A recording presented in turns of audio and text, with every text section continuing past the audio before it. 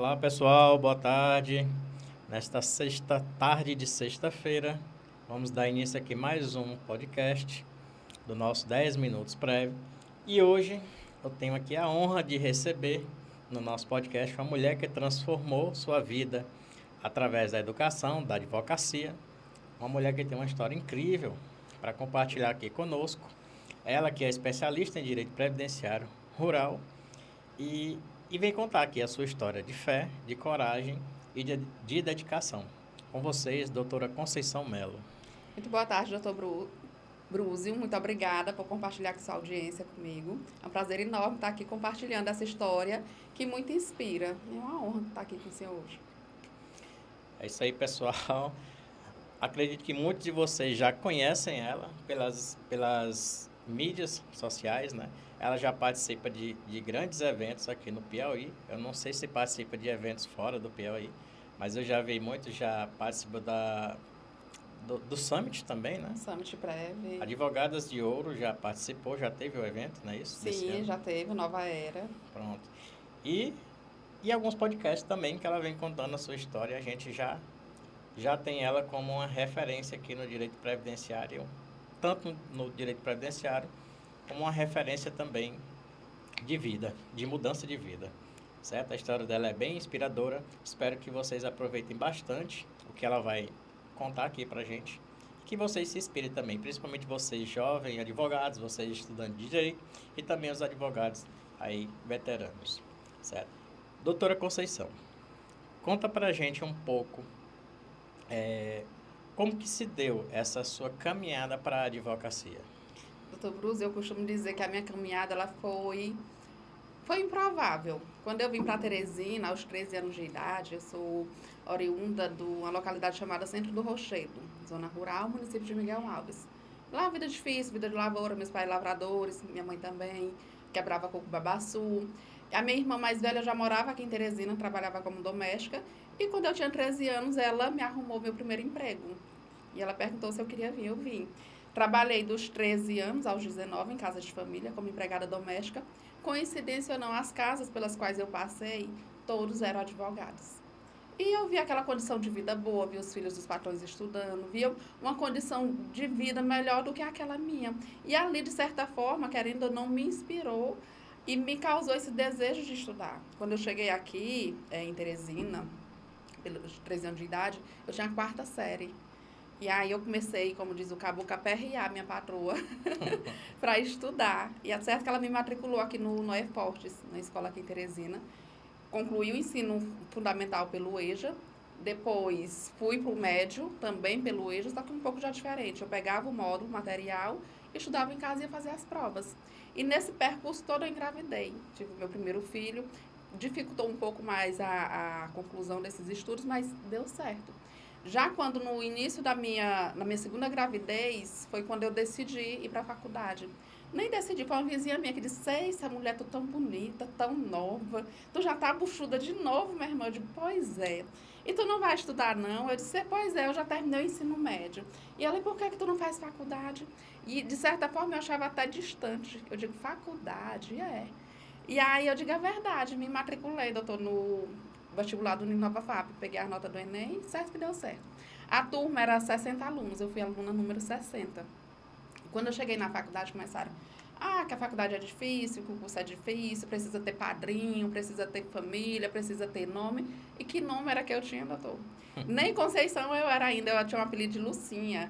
E as pessoas, Lucinha, de meu Deus, como é que eu vou ser advogada? E fiquei com aquela crença de que realmente a advocacia não era para qualquer um. E hoje eu até concordo que realmente não é para qualquer um, né, doutor? É para quem tem coragem. Hoje em dia principalmente, né, doutora? É para quem realmente tem coragem. Justamente. E aí me disseram, estabeleceram outra crença na minha mente. Que mesmo se terminasse o curso, a OAB era muito difícil, que era impossível passar na OAB. E certo que eu digo é verdade, acreditei nas mentiras que me contaram. E comecei a estudar para concurso. Não, vou estudar para concurso. Estudei. Certo que nesse percurso de estudar para concurso, eu passei na OAB ainda no nono período. Sem intenção de ser advogada e sem intenção de passar na OAB. Passei nesta OAB, doutor, e fiquei com essa carteira escondida por um bom tempo. Acho que eu passei final de 2018 para 2019. E aí fiquei atrás dessa carteira, fiquei ainda me escondendo, estudando para concurso. Até que veio a terceira gravidez, o terceiro filho. Junto com essa terceira gravidez veio a pandemia. E eu digo, e agora? O meu esposo, na época, ele trabalhava com o setor de eventos, foi um dos mais prejudicados, ficou parado o setor dele. E surgiu o primeiro caso, com um salário maternidade. Na época, a mamãe ligou, minha filha, você não é advogada? Eu disse, sou. Você resolve esse processo? Eu não sabia nem o que era. Eu digo, resolvo. E aí apareceu o ato de coragem, de pegar o processo, mesmo sem saber como resolver naquele momento, e fui fazer. Como que eu fiz? Arrumei uma parceria. E às vezes o advogado iniciante, ele fica aí com medo de pegar a causa sem medo de resolver. E tem as parcerias que são importantes, né, doutor? Exatamente. É como eu sempre falo aqui, quando vem os clientes para cá, a gente sempre trata desse ponto, dessa questão, né? Sobre a questão da parceria com os advogados, que tem mais experiência, principalmente nos casos específicos que exigem bastante expertise ali em alguns pontos do direito. Não basta você só entender da teoria, mas precisa também entender da prática, né? Que às vezes, em muitos casos, a teoria diverge um pouco da prática e para não prejudicar o seu cliente, é extremamente importante mesmo que você tenha ali advogados parceiros do seu lado para que ajudem você a ajudar o seu cliente. É verdade, doutor. Eu costumo dizer que o conhecimento técnico, teórico, ele é a obrigação do advogado. Ele é um pré-requisito. Mas você saber ali desenrolar o processo, você realmente vai precisar de uma pessoa mais experiente ao seu lado, principalmente nesse início. E foi o que eu fiz. Eu não militei, não tive vergonha, busquei mesmo a parceria. Só que eu não me prendi à parceria. Quando eu busquei a parceria, eu já fui ciente de que eu queria advogar para mim, que eu queria um caminho. Então, fiquei com ela o tempo necessário, aprendi, desenrolei, me tornei especialista em benefícios rurais, que é o que eu amo fazer. E é uma paixão, doutor, falar de benefícios rurais, porque meus pais são lavradores. Eu vivi no campo muito tempo. Então, para mim, não é difícil trabalhar com esse público, trabalhar com esse pessoal, chegar até eles, prospectar esse cliente. E as provas também não é difícil você ter ali o conhecimento, porque eu estive lá. Eu sei como é a vivência do campo, da roça. Eu sei que um homem de 60 anos ele não tem mais aquele vigor de fazer uma roça, de uma mulher de passar o dia no mato quebrando coco como a gente passava antigamente. Então, tem um olhar mais minucioso para esse cliente. Teve algum momento, doutor, que você pensou em desistir, que chegou ali numa fase, numa crise, ou em algum momento da sua carreira, até o presente momento, que você chegou a pensar em desistir? Não, em momento algum, doutor. Quando eu iniciei, mesmo sem saber aonde eu iria chegar, mesmo sem, se alguém me dissesse, Conceição, em 2025, em agosto, você vai estar gravando um podcast com um advogado, doutor Bruce, já tá doido. Porque quando eu comecei, foi como eu lhe disse, quando eu comecei sem nome, sem referência, e foi uma área que eu me apaixonei. Então, por mais dificuldade que eu tive no início, que não foi fácil, imagine, pandemia, meu filho recém-nascido, sem aquela base de conhecimento, sem escritório, sem aquela estrutura física necessária que a gente sabe que precisa ter hoje, e mesmo assim eu não pensei em desistir, porque algo dentro de mim já gritava, algo por mudança. E eu fui me apaixonando pelo processo e jamais eu pensei em desistir. A gente termina realmente sempre querendo mais e mais, né, doutor? Quando a gente começa ali numa coisa que começa realmente a gostar, se apaixona por aquilo ali, a gente só quer mais e mais daquilo ali, nunca em desistir. Esse que é o prazer que a gente tem em trabalhar com o previdenciário. Eu sempre falo para os convidados, para as pessoas que a gente atende aqui, que a gente, na verdade, tem o prazer de atender, né? De ir até a casa. Eu vi um vídeo seu, você ir na noite na casa do cliente, né? Isso é fantástico, é muito bom, sabe? É prazeroso, doutor. Quando eu digo que quando a gente coloca o propósito na frente, a transformação, se coloca a empatia no lugar do cliente, vê que você pode levar uma dignidade, vê que você pode levar um a mais e deixa o dinheiro do lado, você realmente se apaixona e vive o processo como tem que ser vivido. Eu costumo dizer, doutor, por que eu falo isso? Porque muitos colegas, às vezes, olham mais para o lado financeiro. O financeiro é importante? Porém, ele não é o fator principal. Eu digo que o resultado financeiro é uma consequência do trabalho bem feito, bem desenvolvido. Então, se colocar no lugar do cliente, ir até ele, porque imagine que ele mora na zona rural e precisa vir se deslocar, é um gasto, ele já se sente até meio recuado. Então, eu sempre gosto de ir à casa do cliente, fazer esse acolhimento, ver as provas direitinho. Eu sou apaixonada pelo que eu faço. Exatamente. Antes da gente continuar, pessoal, gostaria de deixar aqui um recado da Gojus. Coloca no ar, por favor, Horácio. Já recebi uns vídeos do Gojus, mas ainda não entendi o que ele tem. Tá, entendo. Já segue Gojus? Segue aí. Agora me diz, o que você espera de um software jurídico que eu lhe citei? Consigo gerenciar os prazos e tarefas? E como? Nada de planilhas soltas. Tudo em um só lugar. Tarefa, agenda, etiqueta, para ninguém perder prazo. Monitora os processos direto dos tribunais? Captura tudo. Andamento processual, DG, expediente, publicação e até clientes. Tudo em um só lugar e automático. E acompanha todos os prazos? Você leva uma controladoria digital. A IAG analisa o DG e indica o prazo. Tudo automático. Tem um módulo financeiro? Total. Contas, honorários e parcelas. E o buscador de alvará para acelerar o recebimento. Funciona com quem tem muito processo? Além da controladoria digital, ainda temos o protocolo automático, que pode ser individual ou em lote. Tem clientes com 2 mil por mês.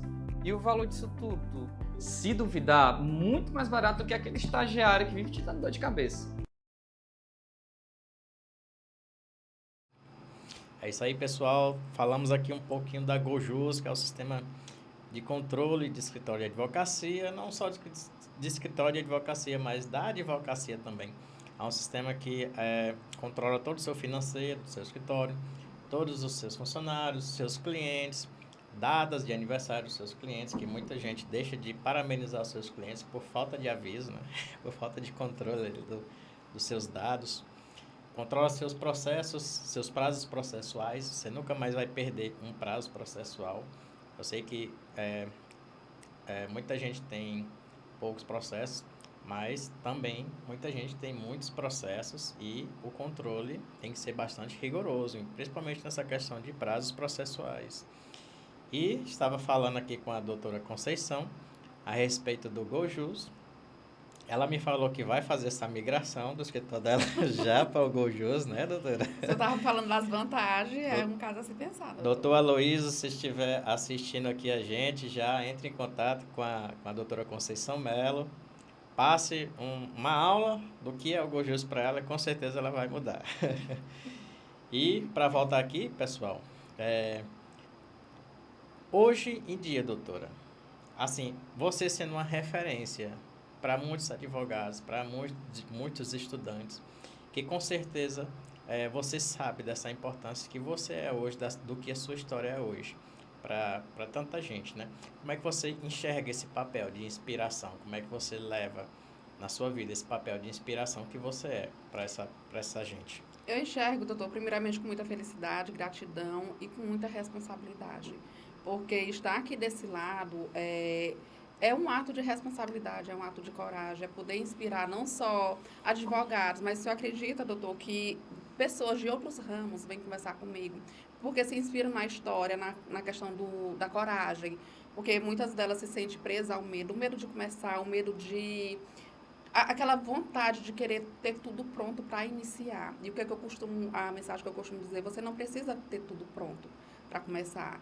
O seu cenário é agora, é o seu momento. Você precisa encarar as dificuldades, que elas com certeza virão, vigiar os nossos pensamentos, porque nem só pensamento bom se tem, os ruins também, fortalecer o nosso espírito, para que a gente realmente, diante da dificuldade que o senhor sabe que existe na advocacia, não só na advocacia, a gente permaneça na caminhada firme.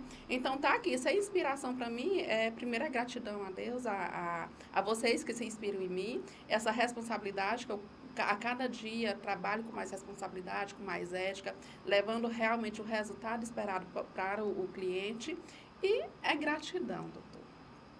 É isso aí. Qual foi o primeiro caso, o caso que marcou a sua história, assim, que você realmente viu que a partir daquele caso era aquilo ali que você queria para a sua vida? Doutor, o primeiro caso foi um salário maternidade, mas o que marcou foi uma aposentadoria por invalidez. O primeiro caso foi um salário maternidade, ainda em 2020. Foi o meu primeiro caso que eu iniciei na advocacia previdenciária. Minha mãe me ligou, minha filha, você é advogada? Resolve, com a questão da parceria que eu havia falado no início. Resolveu e logo eu comecei a fazer os atendimentos no interior. Começou a fazer fila. E logo eu já mudei dali do interior e fui para Miguel Alves. Mas o caso que me marcou e disse aqui foi uma aposentadoria por invalidez de um vizinho meu, um Bombará. O nome dele é Francisco, ele tinha esse apelido de Bombará. Já era conhecido desde criança. Ele andava na minha casa, a mãe dele cuidava, enfim, aquela relação de amizade. E ele, diabetes, perdeu a perna. E ele passou um bom tempo correndo sem conseguir o benefício dele. Até que disseram, olha, tem uma filha do Nonato, Sabino. Ela resolve o caso dele. resolve teu caso. Aí disseram, a filha do Nonato, ela só sabe quebrar coco, ser piloto de fogão em Teresina, vai resolver esse caso. E aquilo ali me deu, assim, uma energia, uma força, que eu digo, esse homem ele vai se aposentar. E eu peguei este caso e fiz o possível. E ele se aposentou. Então, esse caso aí, para mim, ele foi, assim, de suma importância para que eu diga, é aqui que eu tenho que ficar. Não é que eu devia provar nada a alguém, mas aquilo ali, eu digo, eu sei quem eu sou. Eu já fui, sim, quebradeira de coco. Meu pai é o Nonato, ele é lavrador, ele bebe as pinguinhas dele. Já fui a pilota de fogão também, só que hoje eu piloto outra coisa. Eu transformo vidas e aquilo ali me deu um vigor, doutor. Então, esse caso me marcou muito. É isso aí. É realmente uma história muito bonita e deve ser objeto de, de anseio, né? Pelos estudantes, pelos jovens advogados de hoje em dia, que devem se inspirar em histórias como a sua, né? Que a gente vê que realmente foi uma transformação, na verdade, né? Você tinha ali um destino pela frente se seguisse, né? Sem querer estudar, Sim. querer ser empregada doméstica realmente pro resto da vida, mas você resolveu fazer uma mudança total na sua vida, ser dona do seu próprio destino, na verdade, né? E isso que a gente tenta realmente buscar trazer aqui para que outras pessoas se inspirem, outros advogados se inspirem, outros estudantes, não só também quem é da área do direito previdenciário, mas das outras áreas do direito também, que assistem aqui o nosso podcast. Certo, pessoal? Se você pudesse voltar no tempo, doutora, qual era a mensagem que você passaria para aquela jovem Conceição que era empregada doméstica? Eita, que profundo, doutor. A mensagem era para ela ter estudado mais no início. Mas, doutor, eu costumo dizer que as coisas acontecem como tinha que ser. A decisão que eu tomei lá atrás foi a decisão certa. Eu costumo dizer que eu mudei a minha descendência. Eu mudei o destino dos meus filhos. Porque imagine aquela menina de 13 anos, qual era o destino dela ali, se ela tivesse ficado lá. Seria a Lucinha ter ficado lá no interior, ter casado no interior, ter filhos, e os filhos dela ter repetido o mesmo padrão. Então, a partir do momento que eu decidi romper esse padrão, ser senhora do meu destino, a vida mudou. Então, a mensagem seria agradecer a coragem daquela menina de 13 anos de ter vindo para o desconhecido. Porque imagina, doutor, não sei se o senhor tem filhos, mas eu tenho uma filha hoje de 12 anos. Eu não consigo sequer imaginar minha filha com 12 anos morando na casa de um desconhecido. Não só morando, assumindo a responsabilidade de um lar que não é dela. Imagine só a sua filha com 13 anos morar num lar desconhecido que não é seu, sem direito a estudo, sem direito à comida que o filho do patrão come, com direito de acordar cedo, muitas responsabilidades. É pesado, doutor. Então, é agradecer pela coragem que ela teve de não desistir dela mesma. E porque essa Conceição hoje só existe porque aquela Conceição que tinha vergonha até do nome, ela decidiu não repetir o padrão da família dela. Não que é um padrão ruim, é um padrão comum, mas ela queria algo diferente não só para a vida dela, mas para os que viessem. É isso aí. Não é desmerecendo a profissão da empregada doméstica, nem desmerecendo as oportunidades que as pessoas têm, mas apenas de querer realmente mudar, né? Para angariar coisas mais grandiosas.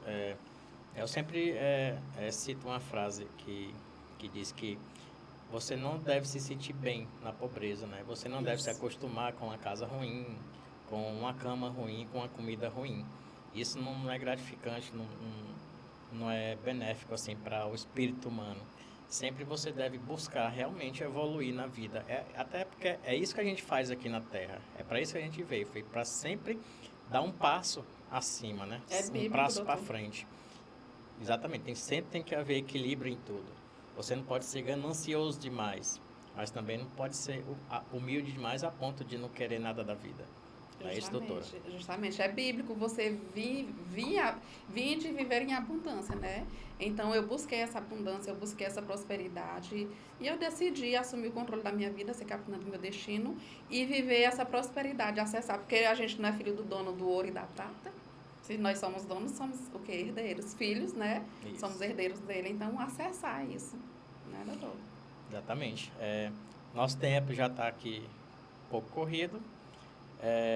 Eu gostaria de enfatizar mais um pouco aqui a questão da Gojus. Gostaria de deixar o contato aqui na tela da Gojus e enfatizar a questão de que você tem ali 7 dias grátis para fazer o teste, viu, doutora? Você pode acessar lá o site, está aqui na tela, telefone. Acredito que quando você entrou em contato eles estavam iniciando, mas as coisas mudaram hoje em dia, está bem melhor. Tá melhor, né? Inclusive, doutora, eu gostaria de dizer uma coisa que aconteceu entre a gente e a Gojus. Essa questão da data de aniversário dos clientes não existia. A gente fez como é que chama? A gente deu essa informação para eles e eles nos atenderam. Hoje em dia tem, né, Horácio? O Horácio que usa muito aqui o Gojus no nosso escritório, tem essa informação lá da data de aniversário dos nossos clientes, ou seja, eles atendem os nossos feedbacks, né? Nos e-mails que eu recebo da Gojus, aparecia apenas o número do processo, não aparecia qual era o tribunal, e a gente ficava um pouco confuso. A gente que não, alguns dos nossos funcionários que não sabem os códigos ali, digamos, 104, que a gente sabe que é um tribunal, 8, 18, a gente sabe que é outro, mas não aparecia qual era o tribunal. Eu fiz esse feedback, eles atenderam, agora todo e-mail vem lá com o tribunal, qual é o processo e qual é o tribunal. Ou seja, é um sistema que a gente praticamente é parceiro. Então, tem tudo que os outros sistemas têm, eles nos atendem muito bem hoje em dia, certo? E eu faço o convite para você que está aí assistindo e que vai assistir no YouTube, faço o convite para você fazer pelo menos o teste grátis de 7 dias, para você ver como a expectativa é atendida, tá? E para finalizar aqui, doutora, gostaria que você deixasse a sua mensagem para o jovem estudante, para o jovem advogado, também para o advogado veterano, uma mensagem para mim, que eu sei que sua história realmente também me inspira, certo? Porque tive uma história um pouco parecida, mas a sua história com certeza me inspira a crescer. Eu sei que hoje você tem 2 escritórios, um em Miguel Alves, um aqui em Teresina, certo? Isso deve se inspirar muitos advogados. Então, eu gostaria que você deixasse a sua mensagem de hoje para quem está nos assistindo. A mensagem, doutor, é fazer o que precisa ser feito. É tomar a decisão. A partir do momento que você decide algo, faça o que precisa fazer. O que é que você precisa fazer? É prospectar, vá para o campo. É passar na OAB, estude até passar.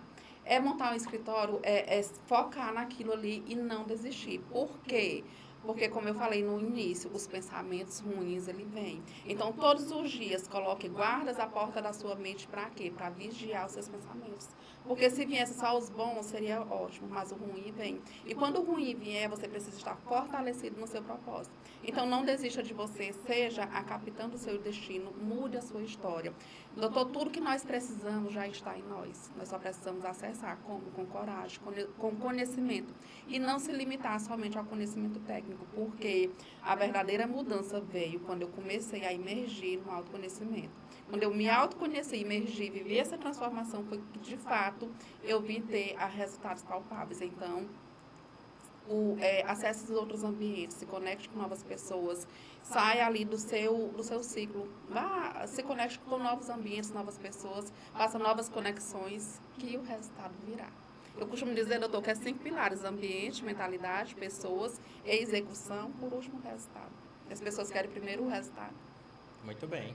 É exatamente isso que ela disse, né? Você não pode deixar ali a sua base, o seu início de lado, mas você tem que buscar andar com pessoas que são grandes, né? Para você acompanhar ali a mentalidade deles, para você querer ser algo como eles ou até mesmo superior a eles, tá? E gostaria de agradecer a sua presença, certo? Gostaria de agradecer o compartilhamento da sua história, das suas experiências de vida aqui com a gente, com o nosso telespectador.